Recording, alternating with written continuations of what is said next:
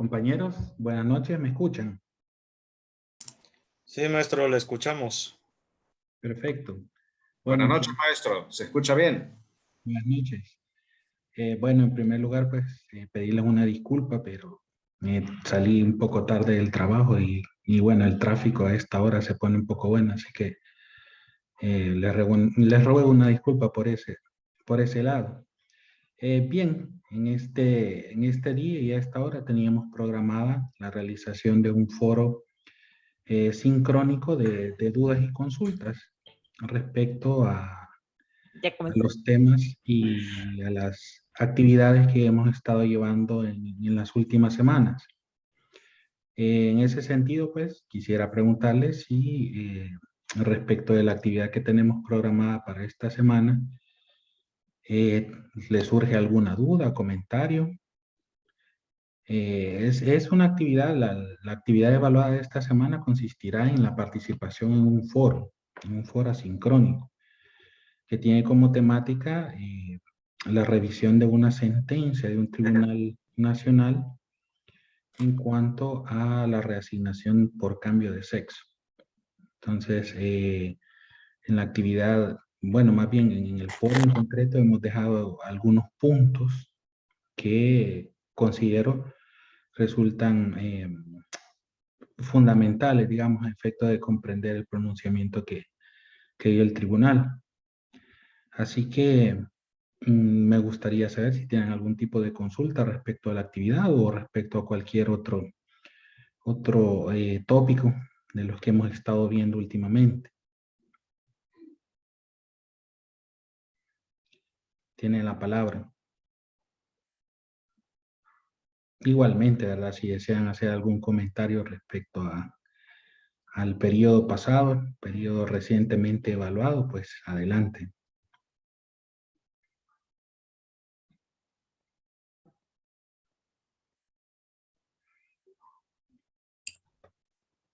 Bien, bueno, yo por mi parte, pues, en general felicitarlo, ¿verdad? Porque considero que el de ustedes se trata de un grupo que se muestra interesado en el aprendizaje y eso se refleja en las calificaciones, ¿verdad? He notado que la mayor parte de ustedes, digamos, se conecta debidamente a, a las clases y también oportunamente también contesta y participa en los foros, ¿verdad? Es la actividad que yo considero en la cual podemos hacer una mayor comprensión de los temas porque participar en un foro nos obliga a leer el material, ¿verdad? Y luego a dar una opinión fundada sobre lo que nos ha correspondido leer en esa ocasión. Entonces, pues, felicitarlos en ese sentido y pues, digamos, instarlos a que continúen de igual manera para esta tercera unidad. Ya casi terminamos, ¿verdad? Yo sé que es difícil, es cansado el camino, pero creo que vamos en una buena dirección. Sí, licenciada Magdalena, adelante. Gracias, buenas noches, maestro. Y quizás ha habido dificultad para ingresar, ¿verdad? Respecto al trabajo que vamos a hacer a la tarea de la sentencia, la 193, en la pregunta 2, yo tengo la duda y dice, ¿cree usted que el nombre asignado a la parte actora en este caso podría considerarse lesivo a su dignidad humana? A leer, no sé si más adelante vaya a estar, pero al inicio se trata del cambio de nombre y de sexo. Entonces, el nombre no aparece en la sentencia. Entonces, uno infiere que es un nombre masculino porque lo dice que es masculino. Entonces, se trata, o sea, como no tenemos el nombre, generalmente con la ley del nombre, lo que se sigue es porque el nombre, precisamente la partícula, es lesivo. Un ejemplo, que le pongan Dolores y que le digan Lolo, un ejemplo. Vaya, pero en este caso que en la sentencia no se dice solo se dice XX. ¿Cómo debo de comprender yo la pregunta? Muchas gracias, licenciada. En ese caso, lo que se pediría que realizaran es un análisis de los argumentos de la parte demandante, ¿verdad? Ella señala dentro de su demanda ciertas ideas respecto a por qué considera que ese no, o sea, el nombre masculino, en efecto, no tiene ninguna particularidad, ¿verdad? Como usted lo señala, no es que se trate de un nombre extraño que pudiese a priori resultar lesivo a la dignidad de la persona, pero es un nombre que en apariencia no le corresponde a su identidad, ¿verdad? O a lo que ella percibe como su identidad. Entonces, en esa pregunta lo que se trata es de realizar una revisión de los argumentos de la parte demandante y establecer si hay acuerdo o no con los mismos, ¿verdad? Bien, gracias. De nada. ¿Algo más, compañeros?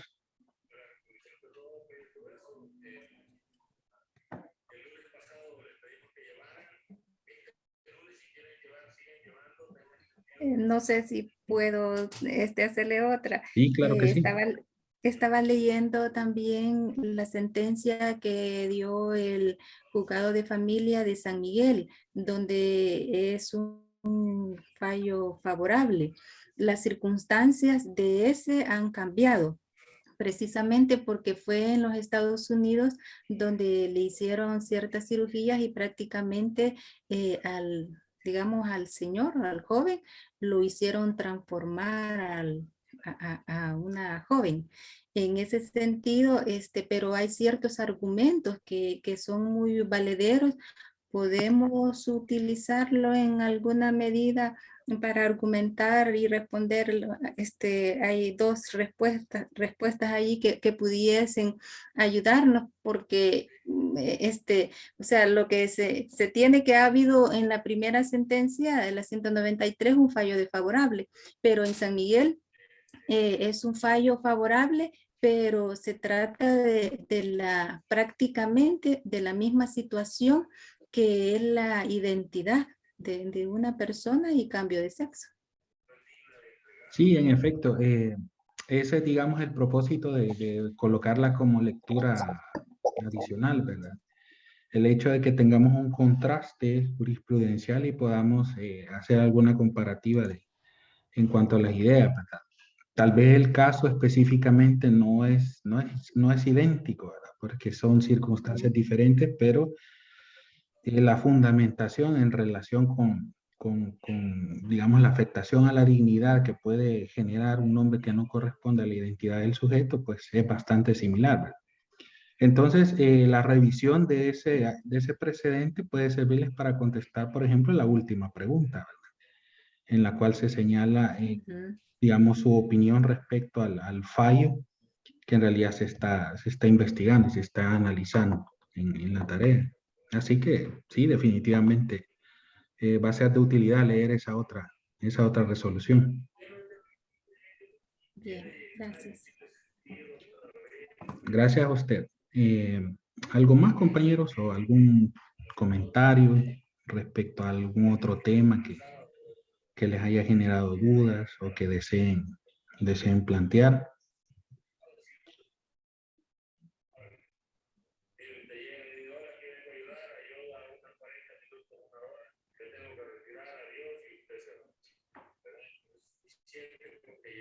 Bueno, pues si no hay más preguntas, entonces me gustaría, pues, digamos, a ocupar el resto del tiempo que queda en cuanto al foro para presentarles un material audiovisual, ¿verdad? A efecto de que podamos revisarlo y si es posible al final del visionado del mismo, pues tener alguna especie de debate, ¿verdad?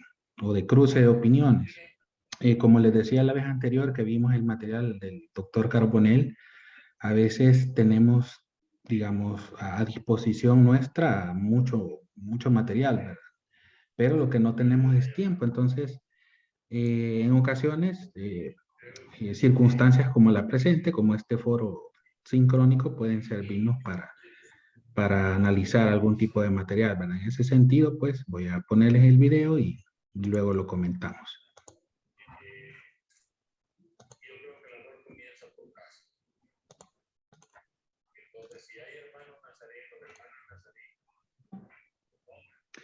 Solo decir que el video que vamos a ver a continuación tiene que ver con la temática que abordaremos este sábado, o al menos con parte de ella.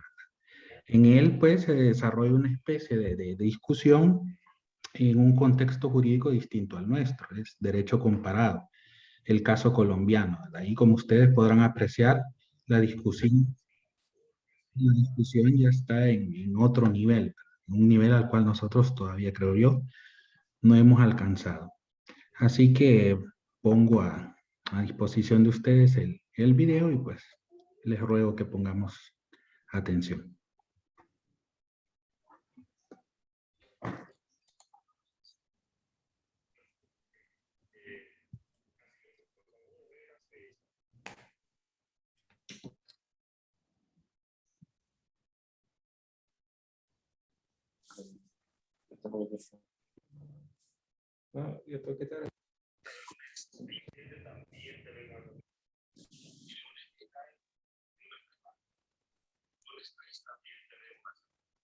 Así que retomamos la misa de este domingo y la misa del 25. La misa del 20. Maestro, no se escucha. No se escucha el video. Sí, sí, estoy buscando la opción que me permite conectar la pantalla. Perdón, el audio de la pantalla. Aquí está. Creo que hoy sí. Pues por una razón mucho más ¿Ahora sí? coyuntural, y es que hace unos días Sí.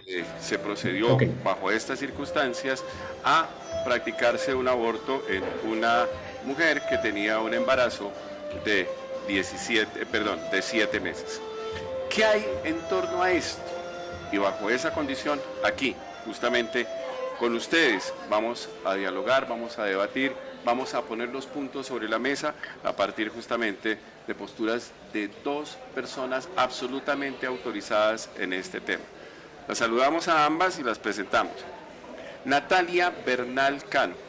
Doctora Natalia, bienvenida. Muchísimas Ella gracias. es doctora en Derecho Constitucional de la Universidad de La Sorbona, abogada, pero además es la demandante ante la Corte Constitucional de, pues obviamente, estas sentencias, estos elementos, y para decirlo claramente, se opone de manera radical, obviamente ya vamos a ver sus argumentos, a todas las formas de aborto. Bienvenida. Muchísimas gracias, doctor. Muchísimas gracias a todos. Cristina Rosero, ¿cómo estás? Muy bien, muchas gracias. Abogada, magíster en Derechos Humanos, asesora legal del Centro de Derechos Reproductivos, y ella, pues, aboga por una despenalización en todas, mejor dicho, en todas las condiciones del aborto. Ambas debaten sobre este tema. Bienvenidos. Muchas gracias. Muchas gracias. Con el debido respeto, doctora Rosero, le doy la palabra a la doctora Natalia.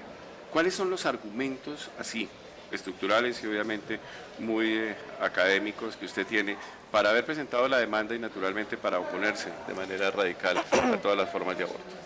Bueno, desde el año 2014 realizo investigaciones sobre la interrupción voluntaria del embarazo. He publicado ya 4 libros en 3 lenguajes, en alemán y en Francia. Son 4 libros de mi autoría. He realizado investigaciones jurídicas y pluridisciplinarias sobre el tema. Basada en estos argumentos de manera exclusiva, he interpuesto 2 acciones públicas. La primera contra los artículos 90, 91 y 93 del Código Civil, que niegan la totalidad de derechos y la calidad de persona humana a los niños en proceso de gestación desde la concepción. Y también he interpuesto una segunda acción pública de inconstitucionalidad contra el artículo 122 del Código Penal, que establece 3 causales de despenalización del aborto basada en los daños que está produciendo cada día en la población colombiana. Usted tiene unas cifras que pues, nos había hecho llegar. ¿Cómo es el asunto que la interrupción voluntaria del embarazo, además de generar, pues obviamente unas disrupciones desde el punto de vista mental, también había dejado pues en el camino una serie de lesiones desde el punto de vista orgánico a algunos nacidos. ¿Cómo es eso? Bueno, he realizado pues estudios pluridisciplinarios y he convocado expertos para que me asesoren en este tema en materia de ginecología obstetricia, en materia de psicología, de psiquiatría. Y entonces, pues, ellos han aportado a los procesos en curso diversos estudios que demuestran riesgos graves, sobre todo en salud mental de la mujer, ¿no? Estos estudios pues me han permitido comprobar lo que yo ya he venido analizando años atrás. Mujeres que se provocan los abortos, serias depresiones, las ponen en riesgo de suicidio, producen en ellas abusos de alcohol y de drogas, producen en ellas sentimientos de culpabilidad, de ataques de pánico, etc. Yo comprobé en un trabajo de campo que hice, consulté más o menos unos 200 psicólogos colombianos a quienes me dirigí preguntándoles si tenían experiencia en consultas de mujeres afectadas por abortos provocados. Varios de ellos me respondieron, me colaboraron 13 psicólogos que certificaron una suma escandalosa, casi de 6.000 mujeres perjudicadas en su salud mental por estos procedimientos. Muchas de estas mujeres, repito, están en alto riesgo de suicidio. Entonces tuve la oportunidad de conocer 25 de ellas y que me han enviado sus testimonios en hojitas simples, en hojitas de borrador, manuscritos, y yo le doy más importancia al dolor de estas personas que a cualquier otro argumento jurídico o científico. ¿Sí? Para poder ser defensora de los derechos humanos, tengo que aprender cada día a ponerme en el mismo lugar de las personas que sufren, ¿no? Entonces, el dolor de estas personas pues no se puede ignorar y es importante basarnos en esas dolencias para darle más peso a los argumentos jurídicos y científicos que tengo. Entonces, las mujeres que me contactaron me informaron que tenían las mismas dolencias que aparecen en los estudios científicos. Entonces esto me alarmó y tuve los argumentos suficientes para dirigirme a la Corte y solicitarle que en cualquier caso prohíba el aborto, porque son peores los daños que produce que los mismos problemas que genera la interrupción provocada del embarazo. Por otra parte, el Ministerio de Salud me certificó casi 7.000 mujeres complicadas por abortos legales en los hospitales, por embolias, hemorragias, infecciones y otras cosas. Y lo más grave de todo, que quiero alertar al país, estos abortos no son siempre seguros, entre comillas, fallan, entonces están naciendo niños sobrevivientes, bebés que sobreviven al aborto y que han sido afectados en gestaciones avanzadas, y estos bebés pues nacen con parálisis cerebral. Es lo que he venido alertando a los magistrados desde hace como un año, informándoles un inventario de víctimas. Yo no les estoy enviando en los correos electrónicos opiniones religiosas ni personales en absoluto, eso no es cierto. Estoy informando que el balance de víctimas colombianas por abortos legales es demasiado alto y hay que actuar inmediatamente. Doctora Natalia, su punto de vista, sin duda son ustedes los que a partir de que termine la exposición, su punto de vista general, la doctora Rosero, nos envían sus preguntas, sus comentarios y naturalmente aquí estarán ellas para responder. Todos nuestros canales, www.eltiempo.com, obviamente nuestro canal de YouTube, por nuestro canal de Facebook y obviamente por Instagram. Aquí estamos. Y doctora, su punto de vista para después iniciar un debate general. Bienvenida. Bueno, primero, a nombre de las organizaciones que trabajan en el tema de derechos sexuales y reproductivos, nosotros participamos del proceso que se generó a partir de la demanda de la doctora Bernal y nos opusimos a los argumentos que presenta la doctora, principalmente porque consideramos que no existen razones jurídicas suficientes para impulsar una penalización total del aborto. Nosotros comprendemos, por ejemplo, lo que ella está exponiendo sobre el tema de afectaciones a la salud mental, que aparentemente se están presentando en algunos casos, pero bueno, partiendo de que no soy una psicóloga, pero consultando con expertos en el tema para ilustrarlo, supimos que al menos la Asociación Americana de Psicología, que es una de las entidades más prestigiosas en el tema y que en últimas llega a los consensos más importantes en el área, no reconoce que este tipo de afectaciones se hayan presentado. Por el contrario, otros estudios mucho más amplios sobre el tema lo que ilustran es que cuando las mujeres presentan algún tipo de afectación psicológica posterior a la realización de un aborto, esto obedece al hecho de haber recibido malos tratos, señalamientos o estigmatización como resultado, digamos, de un mal servicio dentro del servicio de salud. Entonces, para nosotros, si bien estos testimonios son importantes de tener en cuenta, lo que nos revelan es que estas mujeres necesitan un acompañamiento psicosocial que sea humano y que las libere de los estigmas y los prejuicios alrededor del aborto para que ellas puedan afrontar esa situación con tranquilidad. Y más aún, que mejoremos el acceso a los servicios de salud para efectos de que ninguna mujer sea maltratada ni por debajada en su dignidad por el hecho de acceder a un derecho fundamental. Entonces, no nos parece que este sea un argumento para prohibir el aborto, porque por el contrario, lo que vamos a hacer es volverlo clandestino e incrementar el riesgo de una muerte o de daños a la salud de las mujeres con ocasión de abortos clandestinos. ¿Abogan ustedes por una despenalización plena del aborto independientemente de o mejor, que vaya más allá de las 3 causales? ¿Qué beneficios desde el punto de vista social, cultural y obviamente desde el plano, si se quiere, de los derechos tendría esto dentro de un contexto colombiano específicamente, doctora Rosario? Nosotros tuvimos conocimiento de la propuesta que parece ser se está discutiendo dentro de la Corte y como organizaciones trabajando en el tema nos parece que es el resultado de que la Corte ha visto la cantidad de obstáculos, de trabas, de dificultades que las mujeres están enfrentando para acceder al servicio y que se vuelven mucho más agudas en aquellas mujeres que enfrentan pobreza, que están en zonas rurales, que quizás hayan sido víctimas del conflicto, entre otras cosas. Sí es un paso para avanzar en eliminar esas barreras, nos parece una discusión válida y nos parece que dice mucho que la Corte se conecte con aquellas mujeres que realmente están en una vulnerabilidad mayor. A nivel mundial, lo que podemos decir, el Centro de Derechos Reproductivos ha hecho una revisión de las leyes mundiales del aborto desde 1998 y lo que nos muestra la revisión de estas leyes a nivel mundial es que hay un consenso, estamos cada vez más cerca de un consenso hacia la despenalización. En los últimos 25 años, más de 15 países han eliminado sus prohibiciones totales del aborto, incluso hay 2 casos de países que han pasado de una penalización total a un sistema de plazos, como se está proponiendo actualmente, y básicamente se ha hecho esta transición hacia un sistema de plazos, básicamente porque ha mostrado ser un sistema más efectivo para eliminar las barreras. La mayor cantidad de países, de hecho, se encuentran en ese grupo. En el grupo de países son 67 que tienen un plazo inicial en el que la mujer puede acceder al aborto a libre solicitud y a partir de allí están unas causales muy similares a como las tenemos actualmente. Doctora Natalia, frente a esto de los riesgos potenciales que tiene, ¿ustedes ven en la despenalización, además justamente de estos elementos, qué otro tipo o usted dentro de sus investigaciones, qué otro tipo de desenlaces que considera no óptimos, no aptos, ni tampoco aceptables dentro de las propuestas de despenalización plena, doctora? Bueno, contrario a lo que opinan los defensores de la tesis abortista, la despenalización parcial del aborto, según las estadísticas de la Fiscalía, desde 1985 hasta 2005 ha habido 2.736 abortos ilegales, ¿no? ¿Cuántos? 2.736. Y desde el 2006 al 2018 ha habido 6.327.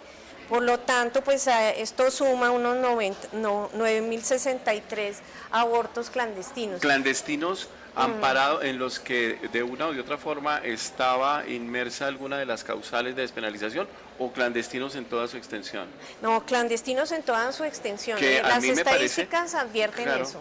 Sí, pero si uno mira las estadísticas son desbordadamente más altas. Estamos hablando justamente que las proyecciones hablan de abortos clandestinos en el país por encima de los 300.000 abortos, 280, 200 y pico de mil, mejor dicho, no hay cifras exactas porque como son clandestinos. A partir de este momento, obviamente son ustedes los que preguntan y naturalmente aquí va la primera voz. Juan Carlos, desde la gestación ya es una vida nueva, es decir, no es...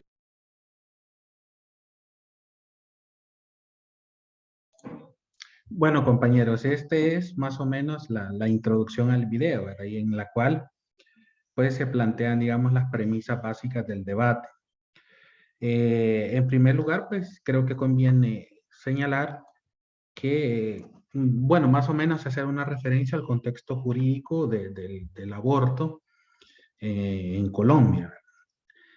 Actualmente en dicho país, digamos, hay una situación un tanto intermedia en cuanto al tratamiento jurídico del aborto y particularmente respecto a la penalización de este. Eh, digamos, en cuanto al aborto, hay tres posibilidades, digamos, o tres posturas jurídicas que se pueden asumir. La primera de ellas sería la postura más restrictiva, que consiste en la prohibición absoluta del aborto. Es decir, considerar penalmente relevante cualquier conducta que tenga como propósito el privar de la vida a un ser humano en formación. Ejemplos de estos contextos jurídicos podría ser precisamente el salvadoreño, ¿verdad? Y es a lo que nos vamos a referir de una manera un poco más amplia en la clase del sábado. Luego tenemos otro contexto que podríamos denominar intermedio, en el cual el aborto se encuentra en general prohibido, se encuentra reprimido penalmente, pero existen, perdón, ciertas circunstancias, ciertos supuestos excepcionales, dentro de los cuales se permite la práctica clínica de un aborto. Ello corresponde a lo que nosotros, en nuestro contexto, denominamos las cuatro causales, ¿verdad? Ustedes conocen muy ampliamente que los grupos que apoyan esta iniciativa de despenalización del aborto señalan que al menos, si no se puede despenalizar por completo, debería de estar eximido de responsabilidad penal en ciertos casos, ¿verdad? Por ejemplo, cuando es producto de una violación, el embarazo, cuando digamos, el darle un curso normal al embarazo podría poner en riesgo la vida de la madre, o también cuando se conoce de antemano que el feto o la persona por nacer o por ser dada a luz va a presentar malformaciones congénitas de tal naturaleza que vuelven incompatible su existencia extrauterina. Entonces, en esos supuestos excepcionales se plantean algunos ordenamientos jurídicos que está permitido el aborto. Y ese es precisamente el caso colombiano. Ahorita se encuentran ellos en ese estadio. Y luego existe una, digamos, una postura en relación con el aborto que podríamos decir permisiva, ¿verdad? En la medida que se permiten cualquier tipo de procedimiento que tenga como propósito la práctica de un aborto y ello deja de ser penalmente relevante. Esa sería como, digamos, el propósito de todas aquellas personas y organizaciones que tienden a la despenalización del aborto. Entonces, como les decía, en Colombia actualmente, según se puede desprender del video, impera una postura intermedia, ¿verdad? Se permite el aborto en supuestos excepcionales. Ustedes pueden ver de las dos, digamos, panelistas, hay una que defiende el retomar la situación que actualmente impera en nuestro país, ¿verdad? Es decir, punir todas las formas de aborto. Es decir, regresar, entiendo yo, a un estadio, digamos, previo al que actualmente se encuentran. Y por otra parte, está la panelista de la izquierda, la que pudimos ver a la izquierda, que ella tiende a la despenalización del aborto. O sea, ella apoya y se adscribe a ese grupo de personas y asociaciones que pretenden que el aborto sea suprimido en todas sus formas del Código Penal. No sé si alguno de ustedes pudo tomar nota de los argumentos que señalaba la doctora de la derecha, la doctora que promovía la vuelta a la penalización de toda forma de aborto. ¿Qué decía ella? ¿Por qué creía ella que debía regresarse a regular jurídicamente y penalmente el aborto?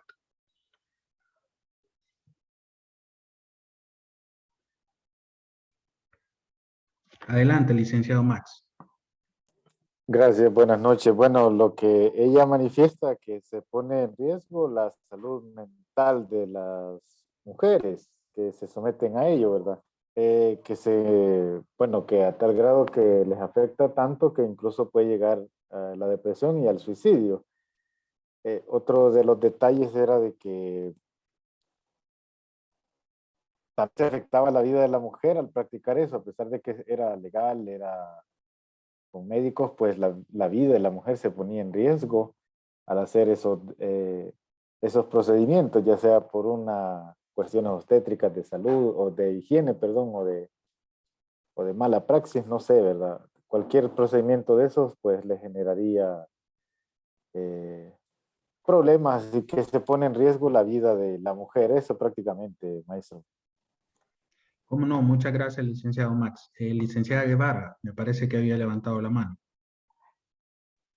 Buenas noches, maestro, compañeros. Buenas noches. Prácticamente lo que el licenciado Max dijo, que es los problemas mentales que les puede producir a las personas que pasan por ese periodo y que pueden ser objetos pueden ingerir alcohol, caer en el alcohol, en las drogas y llegar hasta el suicidio. También estaba manifestando la ponente que de los efectos que podría causar en cuanto a que ese proceso del aborto pueden generar algunas embolias en las personas o también infecciones, manifestaba ella. Solamente, maestra. ¿Cómo no? Muchas gracias. Sí, licenciada Ivette, adelante. Buenas noches, maestro, compañeros. Siguiendo con lo que decía ahí el compañero Max y la compañera, ¿verdad? De que ella argumenta que el practicar un aborto podría causar, o decía ella, tenía evidencia ella de que causaba un perjuicio psicológico en las personas, ¿verdad? En las mujeres. Estaba pues a manera de opinión personal el hecho de que es bien corto el tiempo que tiene la mujer en estos casos para decidir si quiere abortar o no, porque estamos hablando de que son los primeros, creo que 4 meses que puede decidir sobre el aborto. Y realmente quizás esto podría tener algo de cierto, el hecho de que puede dar lugar al arrepentimiento posterior, porque el tiempo es muy corto y a veces pensaría yo que la ofuscación pues de la situación podría dar lugar a que en el momento se sienta segura de practicarse un aborto y posteriormente podría dar lugar a un arrepentimiento y luego salir a flote todos esos problemas psicológicos, pues como consecuencia, ¿verdad? Esa sería mi opinión. Muchas gracias, licenciada Ivette. Licenciada Estefanía, adelante. Gracias. Buenas noches, maestro. Buenas noches, compañeros. También la doctora hacía mención de las consecuencias que se producían por una mala práctica de aborto en el bebé en desarrollo, que no llegaban como a completarse el proceso, entonces el bebé se veía afectado, terminaba el proceso de embarazo, el bebé nacía y tenía como consecuencias y parálisis cerebrales y con este tipo de situaciones nacía. Entonces, ella hacía como mención de la preocupación que sentía ante estos casos y que era como lo que más le alarmaba del problema y que estaba como tratando de comunicarse con las autoridades más allá de emitir una opinión religiosa al respecto. Solamente, maestro. Muchas gracias. Como ustedes lo han señalado, el argumento principal digamos, de esta académica que defendía la vuelta, la postura primigenia, ¿verdad?, de prohibición total del aborto, radicaba en que desde un punto de vista clínico, desde un punto de vista práctico, el aborto no resulta, digamos, una panacea, ¿verdad?, a efecto del control de la natalidad que se pretende. Ello debido a que, a pesar de que se encuentre regulado en algunos supuestos, al final produce más perjuicios de los beneficios que se pueden obtener. Y en ese sentido señalaba una serie de daños psicológicos que se causan a las mujeres que se practican este procedimiento. Y también hablaba de cuando ha habido malas prácticas de aborto, los daños que pueden ocasionarse al bebé cuando el procedimiento no se completa en su totalidad. Entonces señalaba situaciones que tienen que ver con el ejercicio de derechos fundamentales de la madre y de la criatura también, ¿verdad? Eran como aspectos, digamos, basados en estudios científicos en situaciones meramente clínicas y médicas que le hacían, digamos, servían de sustrato material para retomar a su criterio la prohibición total del aborto, porque eso es lo que se promueve, ¿verdad? ¿Alguien podría señalar cuáles fueron los argumentos de la contraparte, es decir, de la colega abogada que apoya la despenalización total del aborto?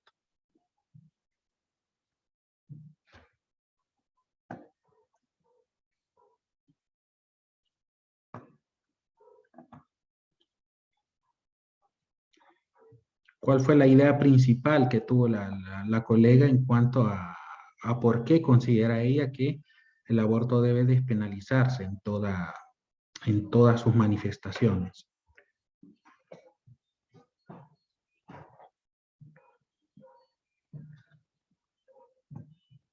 O bueno, sí, adelante.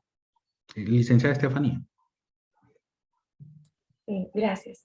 Ella mencionaba que más allá de los efectos que producía el realizarse un aborto, las mujeres eran víctimas de traumas producidas por la mala práctica. Y según una organización importante de psicología, al parecer se mencionaba que esas consecuencias podían como ser tratadas si se le daba un correcto acompañamiento a la persona, bueno, a la mujer que se había sometido a estos procedimientos. Y mencionaba que si bien se generaban ciertas afectaciones, pero estas podían llegar a ser tratadas. Ese era como uno de los argumentos principales, que los daños mentales podían superarse. Gracias. Gracias a usted, licenciada Magdalena.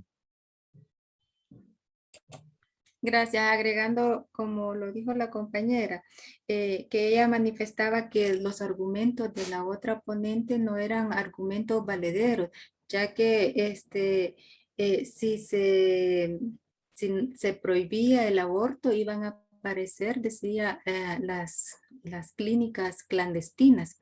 O sea que el hecho de decir se prohíbe el aborto, siempre van a aparecer las clínicas clandestinas que van a practicar los abortos. Entonces el problema, entiendo yo, que como ella lo decía, no se quita, pues, y que en los casos de las mujeres, decía, había que darles una atención psicosocial en el momento, pues, que ellas lo requieran cuando se les ha practicado el aborto. Precisamente la atención que ella mencionó es una atención psicosocial como ayuda a superar el problema del aborto.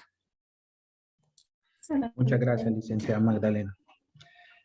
Sí, yo lo que logré captar, digamos, lo principal de la postura pro despenalización del aborto es que señalaba la colega, ¿verdad? En realidad no es que el aborto sea un procedimiento per se negativo, sino que se trata más bien de la connotación social que tiene el hecho del aborto. O sea, por el otro lado, la colega que promulga, digamos, o que apoya la penalización del aborto, señala que la mujer sufre múltiples daños psicológicos derivados del procedimiento. Pero la colega que apoya la despenalización del aborto señala que tales daños psicológicos en realidad vienen provocados por la connotación social negativa que tiene el aborto, digamos, por el estigma social que se genera respecto de aquella persona que se practica el procedimiento. Entonces dice la colega favorable a la despenalización del aborto, en la medida que, digamos, se abandonen prejuicios, se abandonen preconcepciones negativas respecto al aborto, entonces estos daños psicológicos van a tender a disminuir, ¿verdad? Porque ya aquellas personas que opten por este procedimiento no van a tener una carga psicológica considerable y por tanto podrán seguir adelante con sus vidas sin mayor problema, ¿verdad? Entonces más o menos esa fue la idea principal que ella promulgaba respecto a por qué considera que no existe inconveniente para despenalizar el aborto. Ahora bien, me gustaría preguntarles si ustedes tienen, digamos, alguna noción de la vinculación que tiene este tema con la materia específica de derecho constitucional en materia de familia. ¿Por qué debemos discutir la temática del aborto en esta asignatura? ¿Cuál es la relación que ustedes ven entre el derecho constitucional y este tema en específico?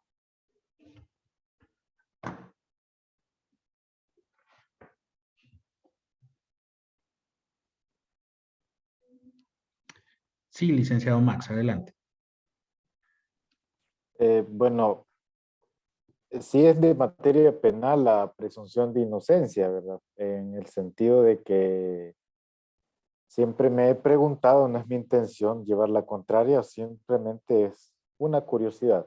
Cuando mencionan que las 3 causales, una de ellas es la violación. Si bien es cierto, solo se tiene un corto tiempo para tomar la decisión, como lo decían, pero solo porque interpone una denuncia una persona que fue víctima de una violación, ya se toma como tal. Pero ¿cómo queda ahí la presunción de inocencia digamos, del supuesto agresor, ya que no ha sido condenado por ese hecho, ¿verdad? Y ahí hay como una resistencia, bueno, lo veo desde la óptica de la Constitución salvadoreña, y es por ello que genera como un choque, digámoslo así, ¿verdad? Entre la presunción de inocencia y la vida que está en juego desde el instante de la concepción. Eso sería como un planteamiento en cuanto a Constitución y el aborto, maestro. Gracias. No, muchas gracias a usted. Bueno, sí tiene cierta relación, ¿verdad? En la medida que, bueno, para determinar la culpabilidad de una persona en un proceso penal, pues debe seguirse toda una investigación, ¿verdad? Pero, digamos, esa sería como una especie de barrera legal, o más bien de medio de protección legal, hasta cierto punto secundario, ¿verdad? Respecto al derecho a la vida. Pero en cuanto a esta temática, me gustaría rescatar lo que establece la licenciada Sara en el chat, ¿verdad? Señala cuál es el vínculo, más bien la pregunta fue cuál es el vínculo entre esta materia, esta asignatura y el tema del aborto. Y señala la licenciada Sara el derecho a la vida regulado en la Constitución. Si ustedes recuerdan, en una de las clases iniciales nosotros abordamos la temática de la colisión de derechos fundamentales. Decíamos que dentro de la Constitución existe todo un catálogo de prerrogativas que pertenecen al ciudadano por el mero hecho de ser humano y que aparte de ello tienen una protección legal reforzada por encontrarse dentro de la norma fundamental.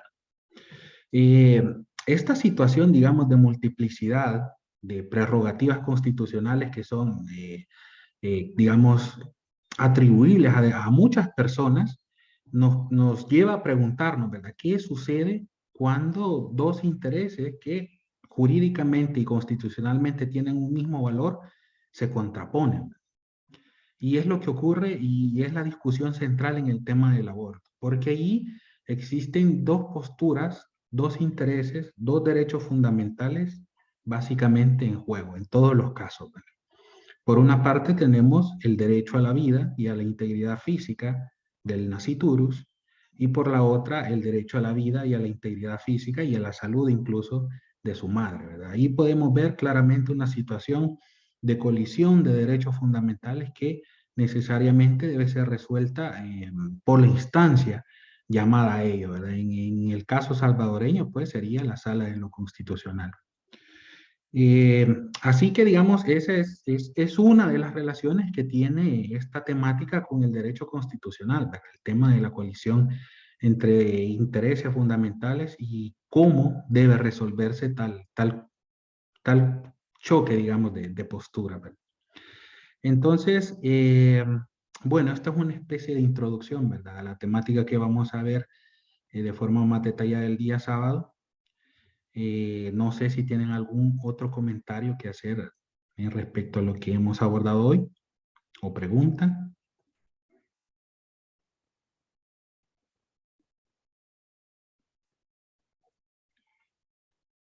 Bueno, de acuerdo. Entonces, si no es el caso, dejaríamos este foro sincrónico hasta acá. Y pues les agradezco mucho la espera, ¿verdad? De nuevo me disculpo por haber llegado tarde y pues nos veremos el día sábado. Retomaremos la temática. Si no tienen algún otro comentario, pues les deseo una feliz noche y que tengan un buen fin de semana. Gracias. Gracias, maestro. Gracias, maestro. Pase buena noche. Buenas noches. Gracias, maestro. Buenas noches.